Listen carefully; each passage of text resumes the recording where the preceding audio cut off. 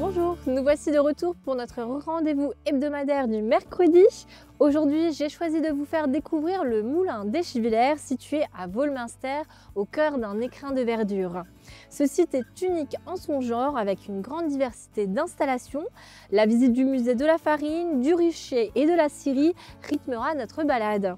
Mais avant cela, retrouvons Marie-Morgane à quelques kilomètres d'ici. Elle nous emmène à la découverte du gîte de charme La Belle Vallée à Ormersviller. Regardez. Chers amis, cette fois c'est dans le petit village d'Ormersviller que j'ai fait un arrêt. Avec toute ma famille, nous avons pu loger dans le gîte La Belle Vallée en pleine campagne. Avec ses 4 chambres, il peut accueillir jusqu'à 10 personnes. Le lieu est géré par le couple Aurélie et Aurélien Lang avec les parents d'Aurélie. La maison a une grande histoire familiale. La maison appartenait à ma grand-mère et du coup, on avait vraiment envie de faire revivre les murs, lui donner une deuxième vie. Et ça a toujours été une maison très familiale, très conviviale. Et on s'est dit, pourquoi pas la rénover en faisant un gîte et pouvoir continuer un peu à perdurer cet esprit familial et convivial. On a de bons retours et souvent ils nous disent qu'ils repartent avec plein de souvenirs, donc c'est très gratifiant pour nous.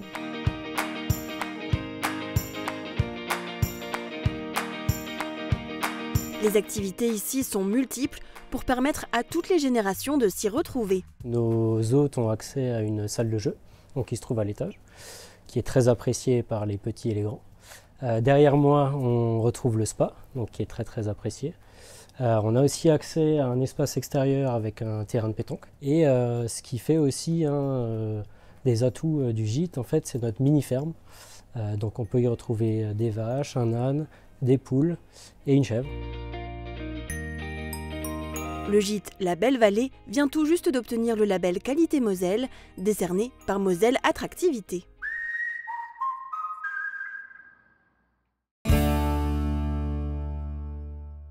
Bonjour André. Bonjour. Merci de nous accueillir sur ce site. Vous êtes guide depuis de nombreuses années ici et vous faites partie des amis du moulin d'Eschviller. Oui, c'est ça. Donc le musée a été ouvert en 87 et donc j'ai été un membre fondateur. D'accord. Et j'ai fait la visite pour les élus le jour de l'inauguration. Et depuis, je n'ai plus quitté le site, on va dire, et ça fait toujours un plaisir de revenir ici pour faire les visites pour les gens, les scolaires ou tous les gens qui s'intéressent un petit peu à la meunerie ancienne.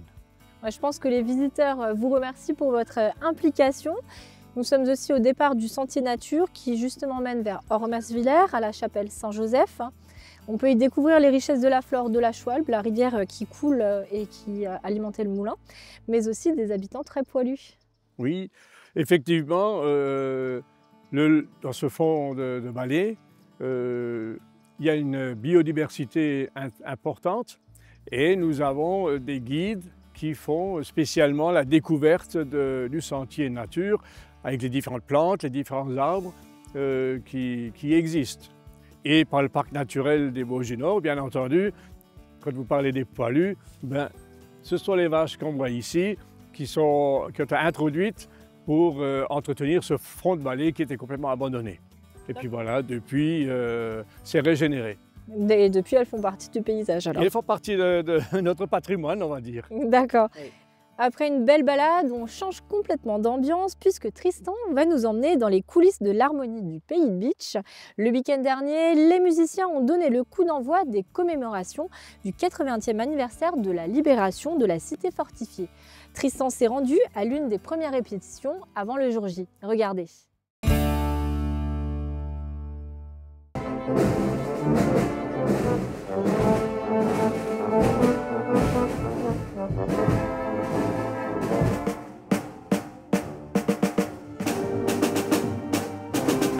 Une harmonie, c'est principalement des instruments à vent et on y rajoute les percussions. Alors on retrouve la clarinette, de la flûte traversière, de la trompette, du baryton, du trombone. Donc on a des marches, donc la marche de la 2e DB. On a aussi des musiques de film, marche militaire de musique de film comme celle du jour le plus long.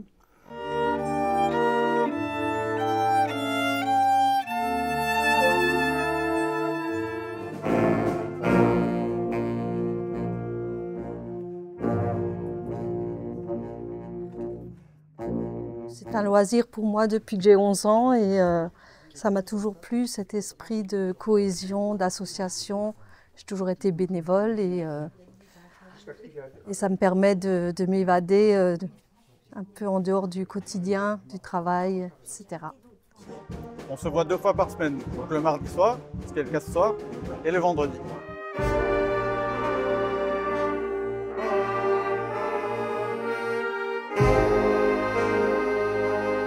Nous, on organise deux grands concerts par an, le concert de printemps et le concert de Noël en général.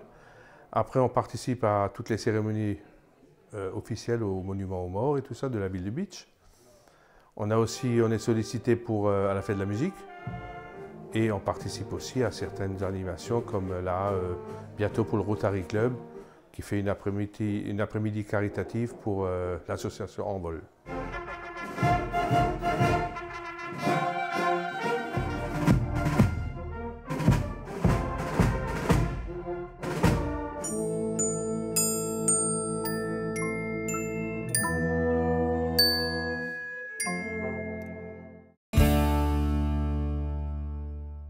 Monsieur David Suc, président de la communauté de communes du Pays de Beach, vient de nous rejoindre. Bonjour. Bonjour. Nous nous trouvons à l'accueil du moulin. Il a fait l'objet d'une rénovation il y a peu de temps. Est-ce que vous pouvez m'en dire un peu plus? Effectivement, une rénovation assez importante qui a eu lieu et qui s'est achevée en 2023 et qui fait suite à un certain nombre de rénovations puisqu'on est sur un lieu qui a ouvert ses portes début des années 80. Et donc de manière successive, de manière périodique, des investissements ont lieu à la fois pour développer l'offre, pour développer la qualité d'hébergement, la qualité de restauration. Effectivement, il y a eu un investissement d'1 600 000 € qui a visé à réhabiliter complètement l'hébergement, puisqu'on a aujourd'hui 8 chambres de grande qualité, d'augmenter, voire de doubler la capacité d'accueil du restaurant, et puis naturellement la boutique dans laquelle on se trouve, qui doit permettre à celles et ceux qui viennent sur le site à la fois de trouver des produits locaux, d'être accueillis, et donc c'est un peu le point central, névralgique de l'organisation ensuite de l'ensemble de la gestion du site au travers des nombreux espaces qui sont ouverts à la découverte, que ce soit le musée Farine, le musée du bois, que ce soit un peu plus loin le rucher ou le verger apicole. Et en 2024, il y a la ministre de la Culture, Rachida Dati, qui a inauguré la résidence Design des Mondes Forestiers, qui se trouve donc sur le site du Moulin. Est-ce que vous pouvez m'en dire plus sur le programme? Donc nous sommes à quelques mètres effectivement de cet atelier qui a été mis en place très rapidement après la visite de la ministre, puisqu'il a fallu réagir à la fois dans l'urgence et en même temps dans le qualitatif. Et donc on a mis en place cet atelier qui permet à ces jeunes designers de travailler, d'analyser, de réfléchir. L'objectif étant ensuite naturellement d'avoir un atelier pérenne sur le territoire et sur le site. Il y a une vraie réflexion aujourd'hui qu'on est en train de conduire, c'est la transformation de ce musée autour du bois en un atelier vivant qui permet ensuite de produire, de réfléchir, de travailler. Je crois que c'est important de pouvoir mettre les moyens matériels à la disposition, à la hauteur de celles et ceux qui ont vocation à œuvrer ensuite sur le site. Là aussi, c'est un programme auquel nous avons répondu assez rapidement et je crois que c'est cette réactivité et la spécificité du territoire qui a permis au ministre de retenir le Pays de Beach et Volmaster en particulier. Donc c'est l'École nationale supérieure des arts décoratifs de Paris qui a ouvert, après Nontron, d'autres structures, d'autres points avancés sur des thématiques particulières. Et donc on a été retenu autour de l'ambiance forestière.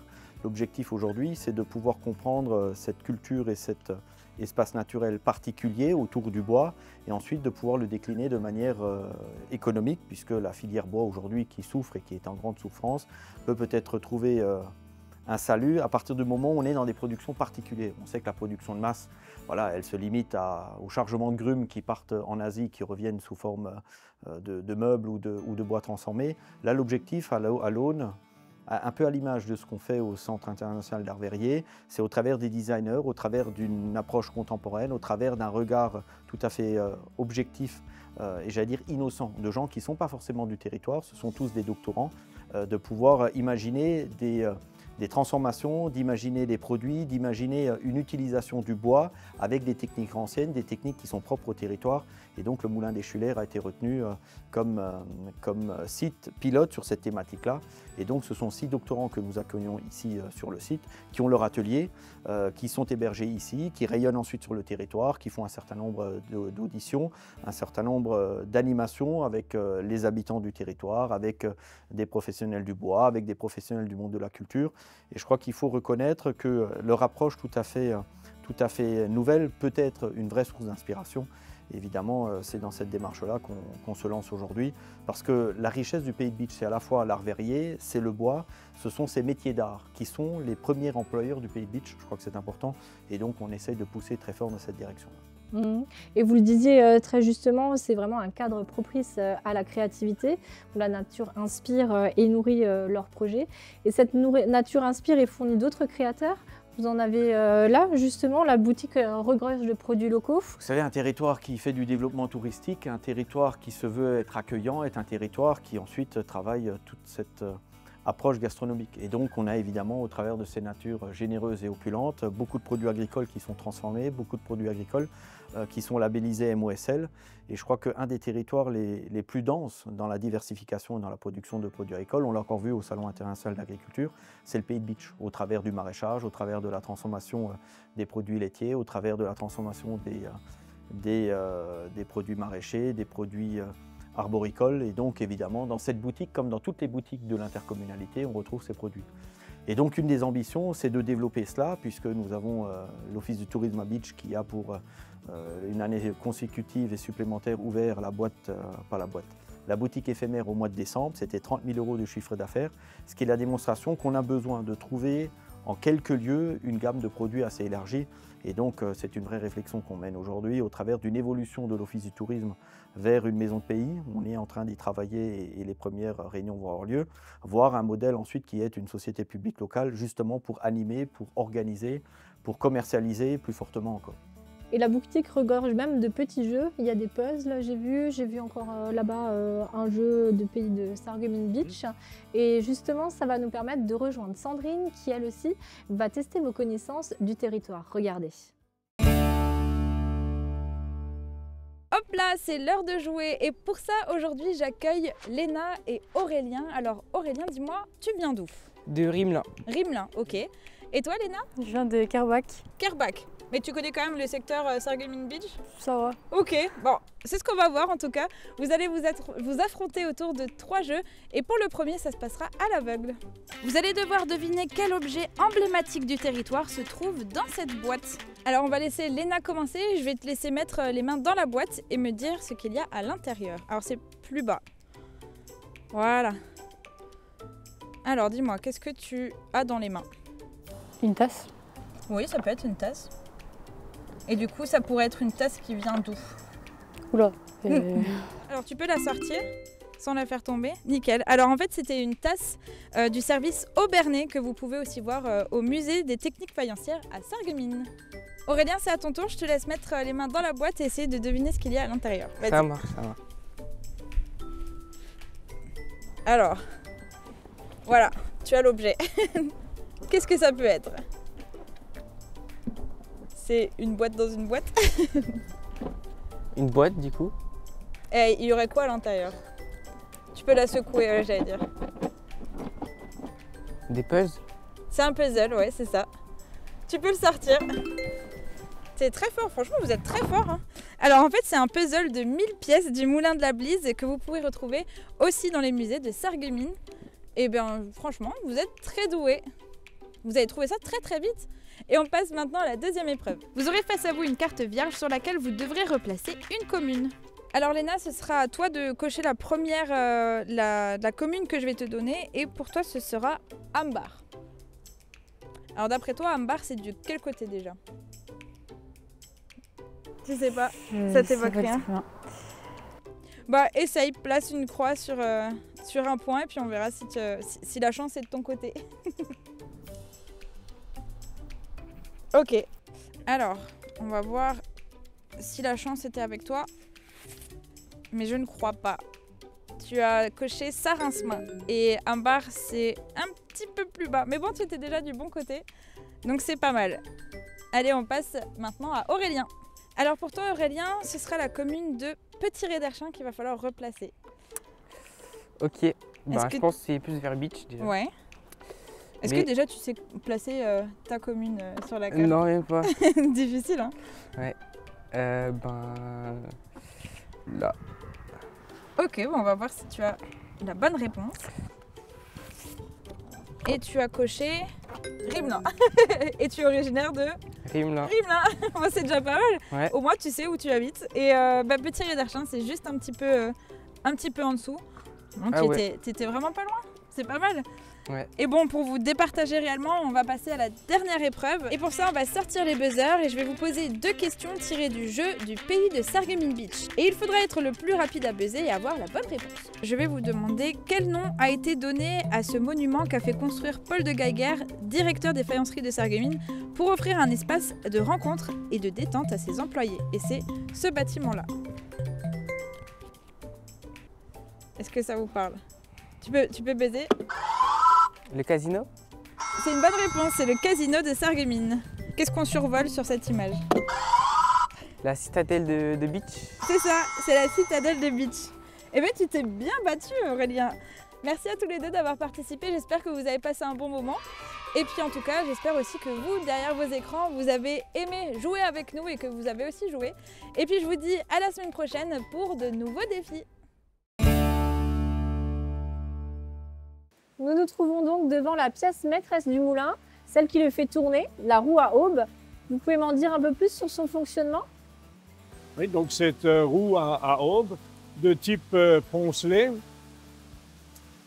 a été présentée en 1928 à Paris. Et celle-ci même a été installée ici pendant la période allemande entre 1871 et 1914. Donc, à cette période-là, auparavant, c'était une roue à aube sur un pont en chêne de 60 cm de diamètre. Et puis, c'est cette période-là qu'ils ont changé la roue et installé une roue métallique. D'accord, et vous pouvez la démarrer alors? Celle-là, pour la démarrer, on lève la vanne motrice. D'accord. L'eau, elle passe en dessous et elle fait tourner la roue. Ok.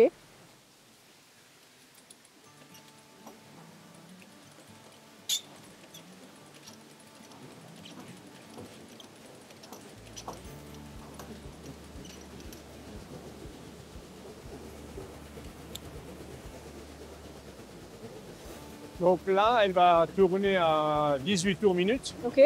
C'est le maximum. Cette roue, elle est installée dans on va dire, comme un bateau. C'est-à-dire qu'elle est toujours dans l'eau. Et elle est freinée par l'eau qui s'en va. Donc elle ne peut pas s'emballer. Elle est freinée automatiquement. Et cette roue poncelée, elle est incurvée, donc les pales incurvées. C'est-à-dire qu'elle a plus de facilité à sortir de l'eau qu'une pale rectiligne, qui elle serait beaucoup plus freinée par l'eau qui s'en va. Donc celle-là, elle sort de l'eau et elle a une puissance supérieure aux roues qu'on avait auparavant. D'accord, merci pour ces précisions. Donc vous l'avez évoqué avant, elle a été présentée à Paris en 1828. Justement, à la même époque, Camille Crémer est connu pour son rôle dans la guerre franco-prussienne. Ce général, né en 1840 à Sarreguemines, a donné son nom à une rue de la ville de Sarreguemines. Découvrons son histoire. Camille Crémer, né à Sarreguemines en 1840, est connu pour son rôle dans la guerre franco-prussienne. Il s'est distingué par sa bravoure et son leadership, notamment lors de la défense du pont de la Sarre à Sarreguemines. Dans une lettre, Victor Hugo le présente comme général au cœur vaillant, un général qui a donné son nom à une rue de Sarreguemines. Camille Crémer naît le 6 août 1840 à Sarreguemines. Il est l'aîné d'une famille de 4 enfants, 3 garçons et une fille. Issu d'un milieu très modeste, il sera orphelin à l'âge de 11 ans. Il passera son enfance ici, dans cette rue, la rue du Quartier à l'époque, aujourd'hui devenue la rue des Généraux Crémer. Et il sera scolarisé tout d'abord au collège impérial de Sarreguemines, puis ensuite au lycée impérial de Sarreguemines, on est sous le règne de Napoléon III. Et ce lycée est aujourd'hui connu des Sarregueminois comme étant le lycée Jean de Pange.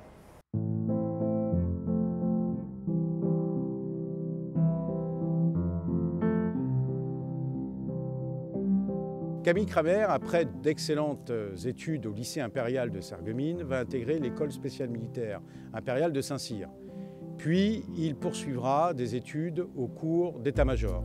Il sortira jeune officier d'état-major, brillant, ayant à la fois gagné l'estime de ses chefs et de ses camarades.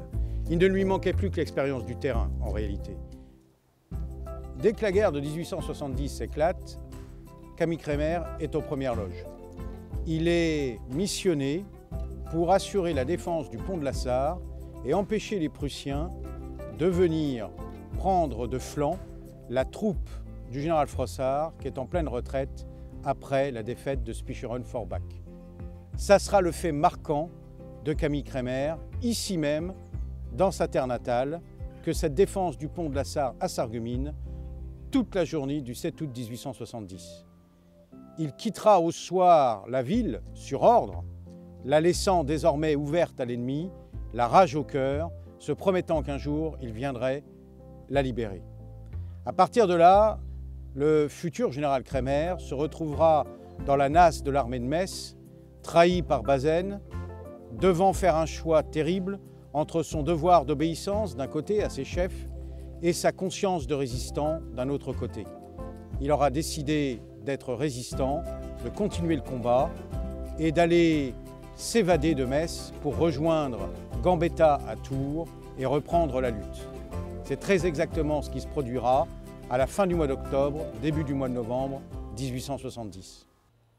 Pour immortaliser le souvenir du général Crémer dans la rue de son enfance, on a inauguré en septembre 2022 une plaque à sa mémoire qui a été réalisée par les services de la ville de Sarreguemines.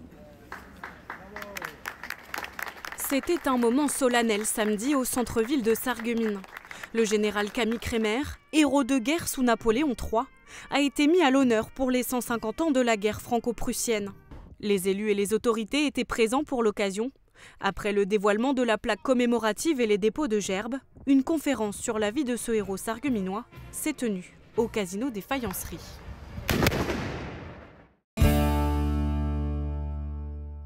Nous accueillons un autre invité, Monsieur Serge Weil, 5e vice-président de la CCPB, mais aussi maire de Bérenthal. On va évoquer avec vous les différentes animations proposées sur le site. Dites-moi un petit peu ce qu'ils proposent tout au long de l'année. Tout au long de l'année, donc à partir du 1er avril en fait, puisque le site ouvre officiellement le 1er avril pour les scolaires et pour les recevoir donc à la fois le verger école, le rucher, le moulin, la scierie. L'ensemble du site est ouvert aux écoliers à partir du 1er avril. Il est aussi ouvert pendant les périodes scolaires pour les centres, pendant la période de congé scolaire pour les centres aérés, et puis il est ouvert le week-end à tout visiteur. D'accord, et vous avez des animations ponctuelles pour Halloween par exemple? Il y a une douzaine d'animations ponctuelles évidemment sur l'ensemble du site. Halloween, puis il y a les différents marchés, enfin il y a de l'animation tout au long, pas tout au long de l'année, mais tout au long de la saison. Et il y a aussi des animations qui tournent autour de la gastronomie, c'est ça? Oui, il y a bien sûr des animations qui tournent autour de la gastronomie. À la fin de l'année, notamment, il y a les bredel qui sont une spécialité de Noël et qui sont toujours réalisées avec plaisir par les enfants. Et puis, il y a évidemment tout ce qui concerne le miel, les arboriculteurs, la farine, tout ce qui est sur le site. On se trouve juste devant le restaurant du site, donc si vous avez une petite faim et que vous êtes sur le site, vous pouvez aller vous y restaurer. Et moi justement, ça me donne faim et on va aller voir Audrey, ce qu'elle nous prépare en cuisine. Bonjour à tous, aujourd'hui je vais vous préparer des Krisknäppel, une recette que ma grand-mère me faisait dans le temps et j'adorais ça. Pour cette recette, il vous faudra un demi-litre de lait, un verre d'eau, 150 g de semoule fine, un œuf battu, du sel. Pour l'accompagnement, vous êtes plutôt team salé, team sucré? Moi, c'est sucré. Donc, des abricots, un peu de beurre et des croûtons. On va commencer par faire bouillir le lait avec l'eau.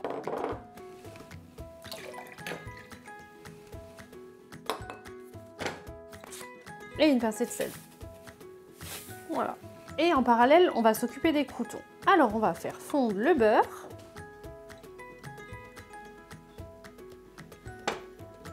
Et on ajoute nos petits croûtons de pain.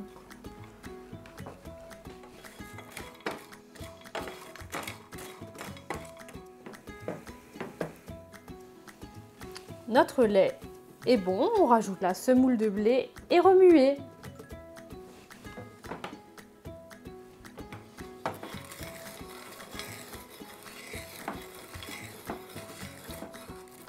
Voilà, nos croûtons sont prêts aussi, donc on peut arrêter la cuisson des croûtons.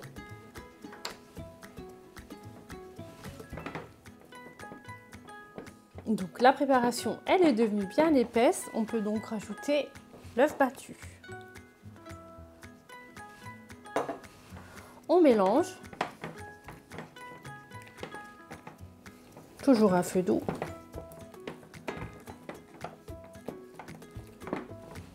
Voilà, on va pouvoir dresser nos assiettes. Donc on prépare des quenelles avec une cuillère à soupe. On trempe à chaque fois dans un petit bol avec de l'eau. Voilà, on va mettre quelques fruits, un petit peu de jus et pour finir, quelques croûtons.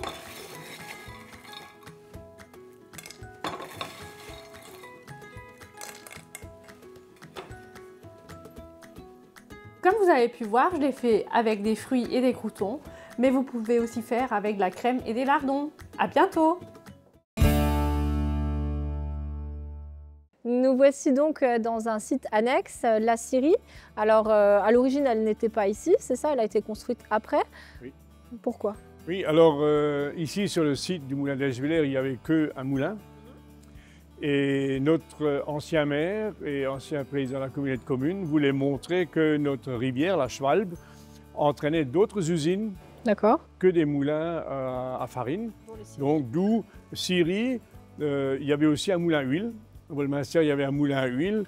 Malheureusement, on n'a jamais pu acheter une huilerie pour installer aussi une huilerie ici pour montrer aux gens. Oui, on ne peut pas tout représenter non plus. Non, c'est ça. Mais donc, du coup, en 2003, a été donc installée cette scierie avec 3 hauts-fers pour couper le bois. Donc, il y a une scie qui a été offerte par la scierie Lejeune de Siersal, que tout le monde connaît. Oui. Donc, c'est la plus ancienne, 1714 ou par là. Ensuite, l'ancien maire Jean Sébert a trouvé un haut-fer à Aix-les-Bains, donc de 1900, qui est installé ici. Et de l'autre côté, un haut-fer moderne, on va dire moderne, de 1950. D'accord. Et vous avez aussi là une multitude d'objets. Oui. Vous pouvez peut-être me faire la présentation Nous avions un guide, mais alors de métier de charron. D'accord. Et il nous a offert son atelier. Ah oui, tout ça. Voilà. Donc le charron, bien sûr, il fabriquait les roues de charrette, oui. Il fabriquait les chariots entiers, d'où ici. Vous avez derrière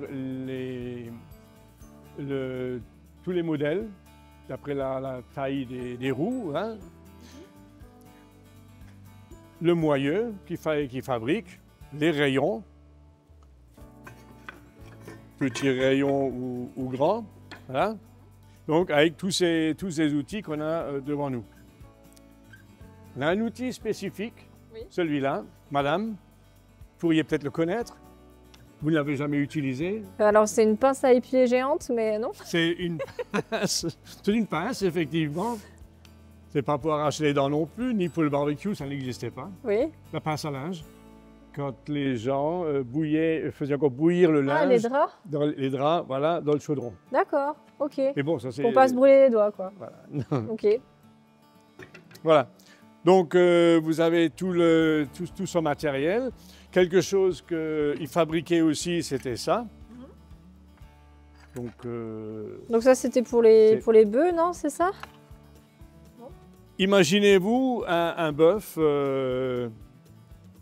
sur cette petite chose, il le casse. Alors c'est plutôt pour quelqu'un d'autre. D'accord, c'est pour qui alors? À votre avis? C'est pas pour un humain? Pour un humain.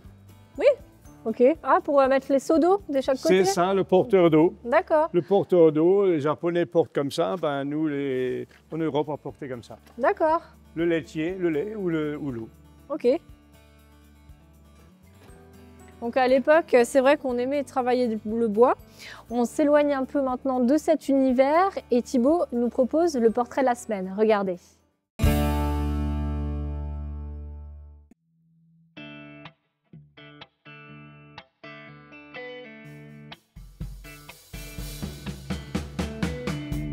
viens de Roulin, un petit village gaulois d'ailleurs, qui se trouve, tout le monde connaît, hein, Sarreguemines, Grosse-Blie, Roulin, bref.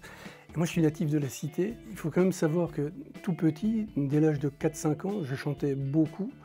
Le premier spectacle que j'ai donné en chantant, j'avais 7 ans. C'était à l'école, hein, mais c'était un spectacle de fin d'année. Et vers l'âge de 11 ans, il y a un copain donc de la cité, toujours d'à côté, qui jouait de la guitare. J'ai vu ça, puis j'ai dit, je peux essayer. J'ai essayé, j'ai trouvé ça mais superbe, mais j'avais pas de guitare, mes parents ne voulaient pas m'en acheter.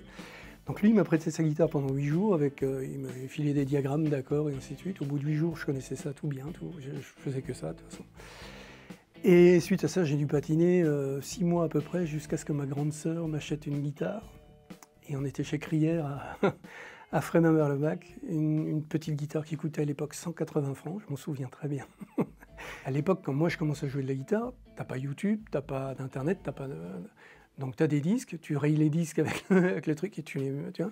Au bout d'un moment, le disque il est complètement foutu, mais bref, c'était ça hein, la méthode. Et puis tu connaissais un gars du village ou un gars de la ville d'à côté qui savait jouer un truc, et puis t'essayais de glaner des informations, mais c'était assez compliqué. Après, il y avait bien sûr les bouquins, donc j'avais acheté beaucoup de bouquins, mais c'est comme ça que je me suis formé. Je voulais vraiment faire de la musique, quoi. C'était enfin pour moi le but du jeu.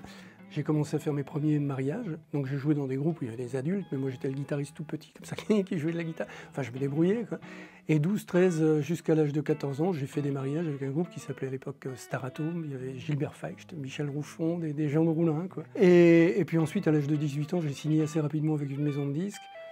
Et là, ça s'est enclenché, quoi. Il y avait de belles aventures, je vais dire. Moi qui ai un tempérament un peu entier, comme ça, et à dire les choses comme je les ressens, ça m'a coûté plus cher que ça m'a ramené. Hein. Si j'avais un petit peu caressé les gens dans le sens du poil et ainsi de suite, j'aurais pu connaître une réussite peut-être un petit peu plus grande. Hein. C'est déjà un bonheur absolu de pouvoir jouer de la guitare et de gagner sa vie, de pouvoir vivre décemment, quoi. Si j'en avais deux à retenir, vraiment des gens qui m'ont vraiment beaucoup inspiré, ça serait Robin Ford et Tommy Emmanuel. Et ça, c'est vraiment Aujourd'hui, quand je joue, d'ailleurs, c'est un mélange de Robin Ford et de Tommy Emmanuel. C'est cette salade-là. Arrive le Covid, donc là au début ça va, c'était au mois de mars je crois, puis après les contrats commencent à s'annuler les uns après les autres, et là pendant plus d'1 an, plus une date, à rien.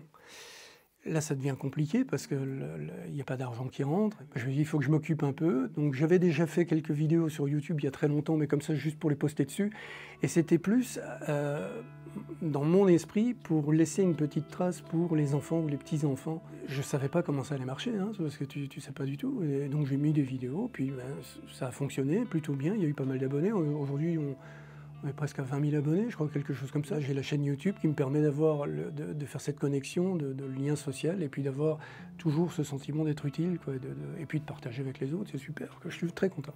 Ce qui m'anime, c'est l'honnêteté. Ça vient de ma maman. Ma maman était quelqu'un de très bien, que j'ai adoré, mais elle avait tendance à mentir.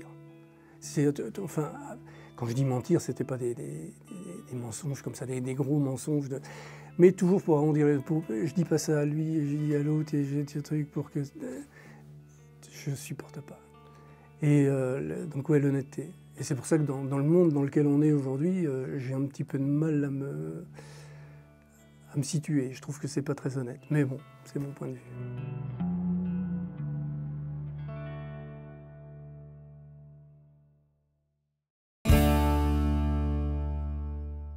Nous avons migré pour nous retrouver dans le rucher. Vous pouvez d'ailleurs acheter le miel qui est produit par les abeilles du site à l'accueil, c'est bien ça? Oui, tout à fait. Oui.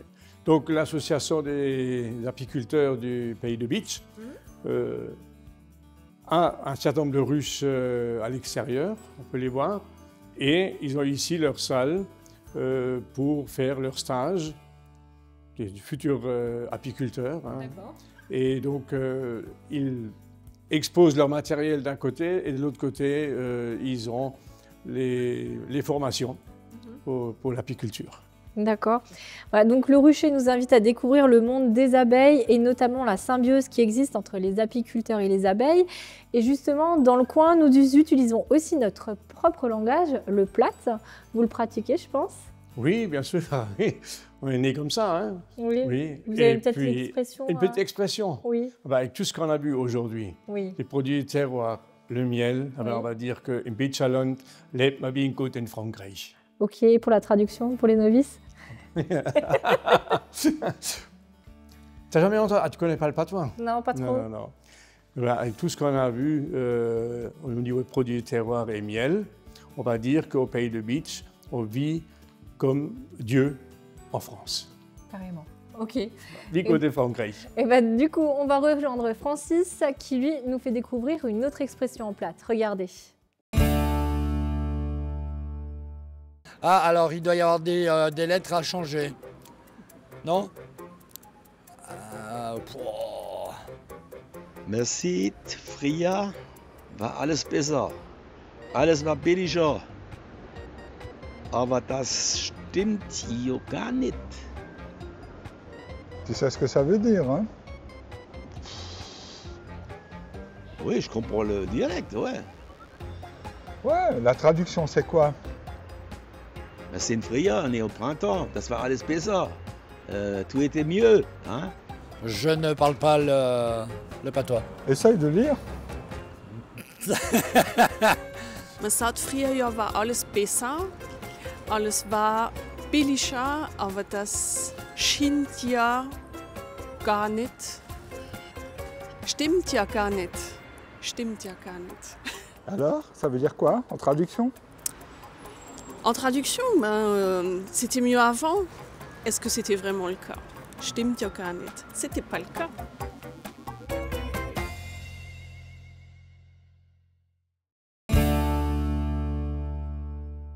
On se trouve maintenant dans le musée de la farine, c'est ça? Alors tu vas faire un petit peu mon guide ici? Oui, donc on se retrouve dans le moulin d'Eschwiller, carrément dans le cœur de la fabrication de farine.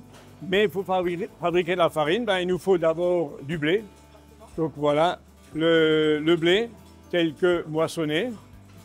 Une fois moissonné, on va aller le battre pour le sortir de l'épi et ensuite le ramener au moulin. Ah on va dessus alors. Voilà. Alors une fois le blé sec, on le récolte et on en fait des javelles. Donc, pardon.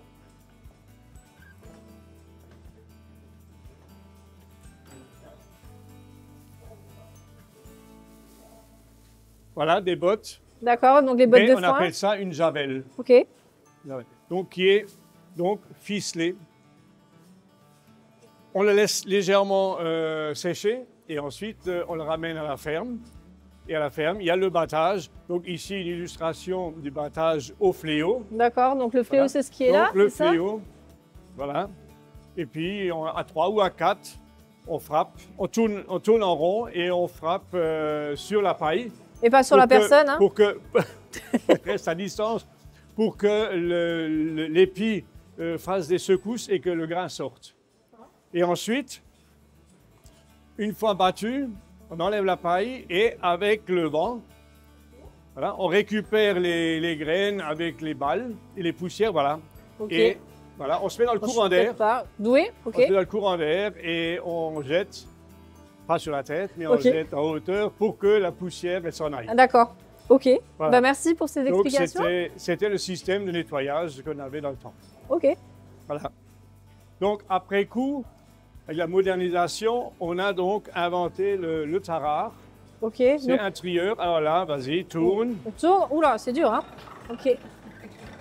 C'est un ventilateur okay. qui souffle donc les balles et la poussière au loin. Ok. Et donc après, on a encore voilà. Une autre étape. Et ensuite, une fois le blé nettoyé, on part au moulin. Et on fabrique de la farine. Ok, bon dessus, nouveau. Donc, nous avons le moulin, donc la meule. La meule ici, avec ces fameuses rainures, oui. Rainures qui permettent d'acheminer la mouture vers l'extérieur. Et là, il y a une petite gorge et vous voyez la mouture tomber ici. Donc le blé est dans la trémie. Et voilà, on en sort ici. Voilà, donc on en sort une farine complète.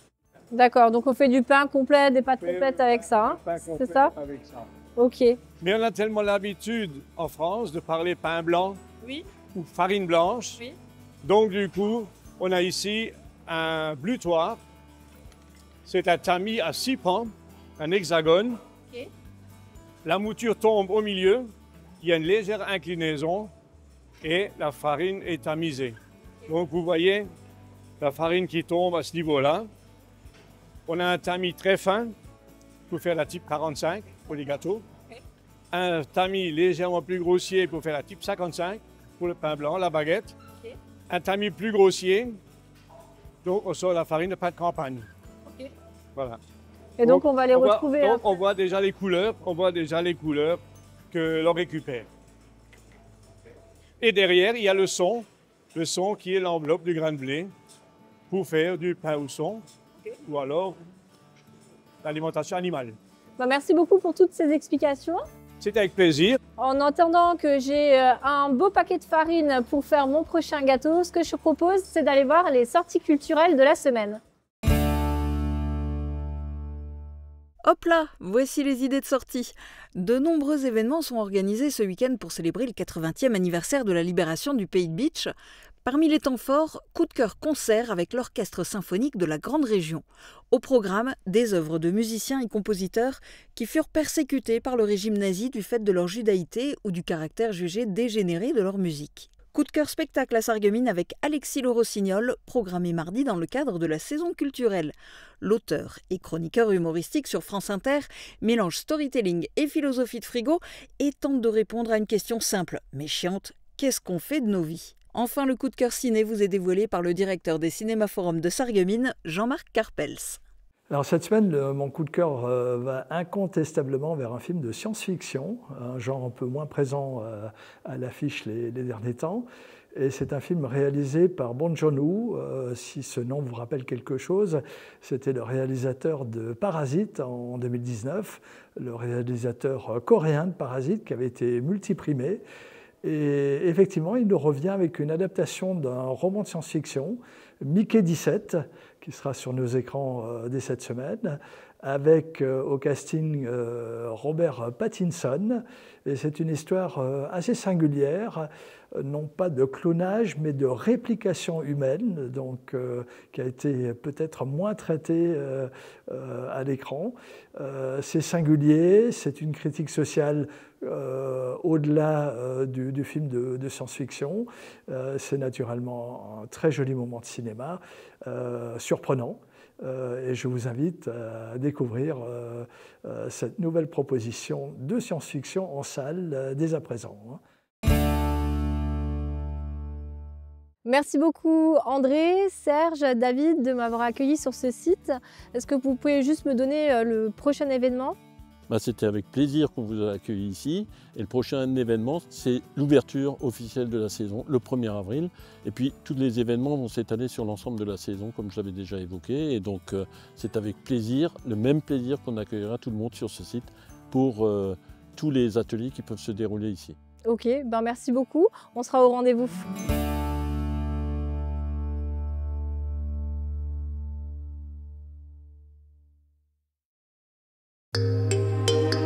Protégez et mettez en lumière votre maison avec toutes les nuances de crépi proposées par Modèle Habitat.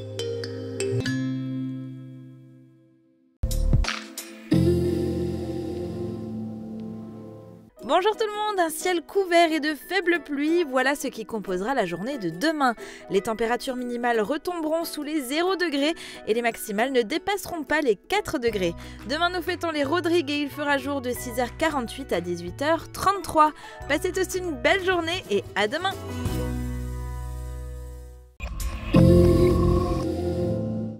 Les voix sauvages se font entendre avec Mireille de Plate. Retrouvez tout au long de l'année à Sarreguemines de nombreux temps forts autour de la langue francique. Spectacles, conférences, projections, rencontres, ateliers, visites, expositions et bien d'autres surprises sur une thématique rugissante. Le Plate à Sarreguemines se vit au quotidien. Programme complet sur plate.sarreguemines.fr. Quand j'écoute de la musique, mes écouteurs ne tiennent pas bien. Qu'est-ce que je peux faire ?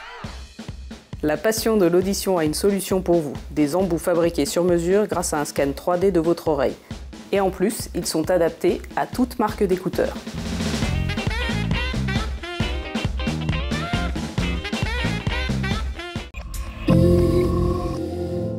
C'est parti pour une nouvelle aventure en immersion. Cette semaine, je vous embarque dans l'univers de Johanna Lagrave au Paume in Love pour découvrir son processus de création.